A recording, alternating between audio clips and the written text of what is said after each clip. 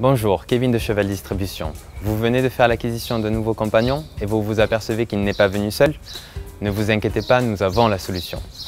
Donc dans un premier temps, on va faire ça en 2 étapes. Donc première étape, l'analyse. Deuxième étape, le traitement.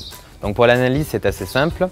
Vous allez analyser donc à partir de la base de la truffe jusqu'à la base du cou et au niveau des articulations. Une fois que vous aurez déterminé si c'est des puces ou des tiques, première chose à faire, lui nettoyer les oreilles. Donc pour ceci, vous prenez l'ear cleaner. Donc c'est vraiment très simple, vous mettez quelques gouttes, vous massez et de lui-même, en fait, le chien ou le chat va expulser les œufs des puces ou des tiques. Dans un deuxième temps, vous allez donner un bon petit bain à votre chiot ou votre chaton. Donc pour ceci, il existe différents shampoings. Donc nous, là, on a une gamme qui est assez large pour enlever les puces et les tiques, mais on a aussi d'autres shampoings qui vont plus se focaliser sur l'odeur, sur les peaux sensibles et autres. Ensuite, une fois que vous avez donné donc son shampoing, vous allez prendre, si c'est des puces, le peigne à puce, et si c'est les tiques, la pince à tiques.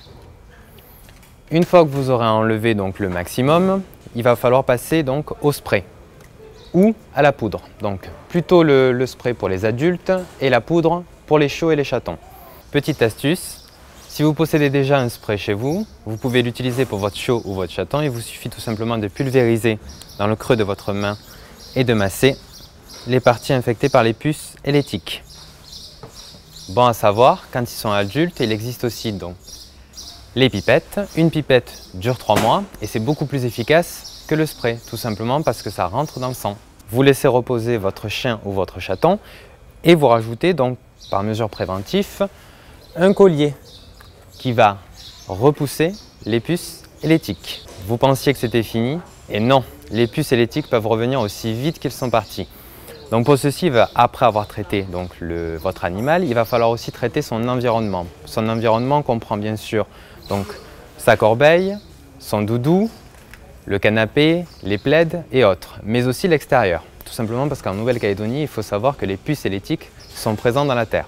Donc pour ceci, pour vous aider, on a pour l'intérieur un antiparasitaire sous forme de spray, comme celui-ci, ou sous forme de liquide, comme celui-ci.